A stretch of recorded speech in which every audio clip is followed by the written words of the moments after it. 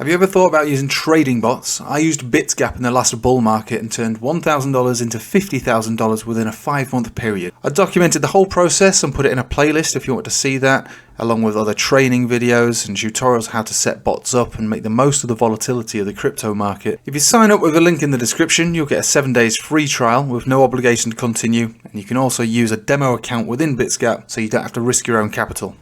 Bitsgap! Hello everybody, welcome back. We're going to look at the Bitcoin dominance chart on request from members of the Telegram, and probably it's something that I should address anyway. Right, so we're just taking off all indicators, all drawings, all everything, and what we're looking at here is just a down-only chart really, starting all the way from back over here in 2014, where basically Bitcoin was the only real asset. Obviously there was a few others around, Ethereum and XRP did exist around here as well, but it only really became a chartable chart once the first initial alt season came into play, which wasn't really so much an alt season rather than a speculative run on anything crypto, right? And so the dominance chart effectively sort of dropped from as high as 96% dominance, so basically massive dominance, and over a very short space of time, basically less than a year, it lost 63% of market dominance, only to rebound obviously massively in 2019 when the last cycle kicked in.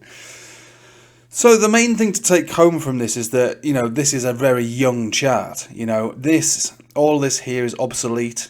I would probably consider majority of this obsolete. So really what we're looking at is a chart that looks more along the, well, we'll look at it like this. It's not as useful as people tend to think it is, although when it offers very serious and obvious signals, then yeah, you can't ignore it. But for the most part, I think this chart gets overused. So this chart, the dominance chart, reflects anything crypto, and that's including stablecoins. You know, so we're talking Tethered, you know, USDC, everything, the lot. When all the shit coins, everything, absolutely everything. And so because of that, it's probably going to remain a down-only chart because the market gets more and more saturated as the years go by. I'd probably imagine every single day a new crypto arrives, which takes up some portion of market dominance. And as a result, this is going to always go down and down and down and down. Which means that, you know, the chances of us hitting the previous resistances are as unlikely as it would have been to imagine us hitting these previous resistances, right? So the chances of us hitting a resistance from a lower area is more likely. So if we recognize that this is a down-only chart, there are certain areas that we can, I suppose, speculate on. One of them is not too far away from where we're at right now. Now, recognize what I'm saying. Speculation is the name of the game here. The last major alt season was a double top forged around here, and not only were we able to trade the dominance chart, because if you looked at this chart on its own, you would go, right, okay, so resistance, okay, fine, rejection. But what took place from this portion around, well, I suppose from here to here, is that Bitcoin rallied 300% and altcoins were left in the dirt. They didn't move at all, which created an enormous rise in dominance. Now the dominance chart moves up and down and it's price neutral. You'll see the dominance chart rise in the form of, well, bear markets like this. This is your bear market. Started in 2018, finished probably around, I suppose it was around about here when it finally finished, and this is where the next bull market began. So recognize what we're looking at here. From here to here was just bearish, bearish, bearish. All altcoins, Bitcoin itself, retraced over 80, 90s, in some cases 99%, and the dominance chart rose. And then it continued to rise when the bull market began. So all altcoins, Bitcoin as well, all rose in value, and so did the dominance chart. And then we got our first initial alt season around here. So this was good for alts. You know, this rejection from this particular level doesn't really correspond to anything on the chart. So this is the first marker that we've got of a serious high on the chart. And so when we finally came up to retest it, plus altcoins were trading at very low volume. They hadn't gone up in value hardly anything while Bitcoin had risen 300%. it was a relatively safe assumption that there would be a reaction from here, and the reaction was enormous. And this is the alt season you had in 2021. So any altcoin that was bought from here to here, you would have been sitting in the dirt waiting for something to happen. Finally, when it hit a resistance, you would have seen hundreds of percent. In fact, most altcoins, if not every single one of them, at least doubled, tripled, quadrupled, some of them 10x, some of them 100x during this period. And then 2021, the May crash. So we saw everything crash. Bitcoin lost loads of value. Some altcoins went down instantly by about 70% within a couple of days. Dominance chart rose, because if there's a safer asset in this crazy world of crypto, it is going to be Bitcoin. You're going to have smaller gains. You're going to have, smaller losses. And when I say small, that doesn't mean it's acceptable. You can see some serious losses on Bitcoin, obviously, at any level, especially if this is your first time in crypto, or if you're transitioning from traditional markets into crypto. This is always the fear. You buy in the wrong place at the wrong time, then you get completely wrecked. But anyway, we've spent pretty much the rest of the bull market and the bear market dancing around these areas. We played a few everything bounces, which more or less corresponded to these tops. But for the most part, we stayed still. And since this bull market began, 2022 into 23, we've been in a steady increase of Bitcoin dominance. So, like I said, this is a down-only chart, so we shouldn't be expecting this area to be hit, just as we shouldn't expect this area to be hit. So really, we can see that there is relevance. The chart, as young as it is, does have some relevance to historical areas. This worked, so what's going to work next? I think the next strongest level of resistance is just ever so slightly above us, around 57 to 58% dominance. Right, that is a relatively safe bet to think about transitioning into some altcoins, roughly. Now, it doesn't mean you're going to get an immediate gratification, but roughly. The next one after that is going to be a much higher, around 64%. Now, again, you say, that's not much higher. From a percentage-wise on the chart, that's 11%. So it's not much, but what can happen during that 11% could be chaotic. It could be horrendous. It could even be a bear market, to be honest with you. It could be a Bitcoin rallying. It could be Bitcoin dumping. It could be the entire market dumping.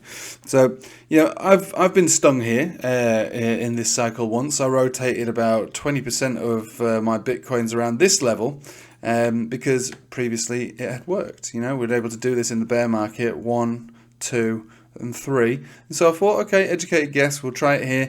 Didn't work, got stung. So it's not a perfect science, right? You do have to boil down what's going on in the market as well as looking at the dominance chart. It's not as easy as just going, all right, resistance, no brainer, rotate. And rotation is probably the best way to think about playing this game here. It's about stacking sats as much as it is making dollars, pounds, euros, or whatever. So it's about stacking sats. If you got one Bitcoin and you want to turn it into 2 Bitcoins, you might want to think about rotating from a Bitcoin into an altcoin at an area of resistance. That's what I would consider to be the more useful way to try and play this chart. But again, you should also make money out of it too. But what I'm trying to put across here is that smaller moves on this chart don't necessarily correspond to smaller moves versus Bitcoin or Tether pairs. Because it's a down-only chart and the market cap is only increasing in crypto every single day, if we're going to get a rejection from here and we pull back just down to, let's just say 48%, that could be the equivalent of, rejecting from 74 all the way down to 57. And if we get a rejection from here and we find our way back down to where we based off from, down to 40% or lower, because this is a down-only chart, like I say, the market is getting more and more saturated, then yeah, it might be a smaller move on the chart itself, but the gains will be significant. Now, I'm making this video the 30th of April 2024. It's not particularly bullish period in any markets, really. The markets, for the most part, are red. I expect them to continue to be red for the majority of this summer. So, with that, I would expect dominance to increase as the crypto market pulls back, because Bitcoin maintains its dominance. It's in an uptrend. We can see that there's an uptrend. I'll turn on some indicators in a minute, and we can treat the chart seriously based on moving averages as well, just to see strength of trend. But I don't think that right now, or even at this particular level, is worth rotating into unless we see some signs of reversal on the overall market. So this chart is just one portion of what you should be checking on a, well, not necessarily a daily basis, but you got to have this chart in the back of your mind when thinking about trading altcoins. Because if we're in an uptrend on the dominance chart and you want to buy an altcoin, you might want to step back and go, why would I be doing that? Is that altcoin really showing signs of strength? Is there something special going on with that? Or is it better to trade altcoins when altcoins are moving as one in part of a speculative alt season, when retailers for the most part jump on the back of any altcoin that they see, creating these sort of moves or these sort of moves? Now, we're going to see anything like that from a smaller resistance like this. It's possible. It's definitely possible, but if you want to see the biggest gains on altcoins, you'd want to see a rejection from a higher level. Now, I think, and again, we're looking at a weekly chart in a period of the market which is currently downtrending. I think it would be naive to assume this be the top. I think it's more likely that we break through this area over some portion of this year, maybe through the summer, and we start to make our way up to this level. Now, trying to mark an absolute peak on something like the dominance chart is a bit of a fool's game. It is an educated guess that we would likely see 64% get hit at some point this year before the next major alt season. And it will be a big one, because if you start getting a rejection from here, it would be a really decent opportunity to go blindly into some altcoins, at least ones that you expect to see a rise in value. Not you could buy blindly and you might end up with what I consider a lottery ticket style crypto. But generally speaking, this area I think is likely to be the top, or close enough to the top, where an alt season of significance that lasts several months of sustained large growth will kick in. Not only because it rejects from here, but all that money, not all of it, but a large portion of the money that's gone into Bitcoin will rotate out of Bitcoin and into altcoins. That's what we're really thinking about here. That's kind of what we're looking at. And that's how we've been able to use this chart in the past to make the most out of the crypto market, because previously the crypto market has always been small, right? It's still technically small now, but it's still a hell of a lot bigger than it was in the previous cycle. You look at Bitcoin's trading volume on something like Binance, it's not uncommon to see it trading in the billions just on a 24-hour period, sometimes multiple billions. That's massive. It's huge. You'd never see that before. You'd absolutely never see that. Not even at the peak of the bull market 2017 to 18, you wouldn't get close to the trading volume that you see on a normal day these days. So, all I'm talking about really is you've got to stand back, recognize what the market is, think about other parts of the market. What is your altcoin doing? Is your altcoin at support? Is Bitcoin at support? Is Bitcoin at resistance? Are we at resistance over here? This is just one part of the overall game. And again, previously, like I said, volume was small. You needed to make the most out of what you had, so you would rotate from Bitcoin into altcoins and then back again based on the dominance chart. I think now it's slightly different. Everything's always evolving and changing. It's slightly different now because of the ETFs.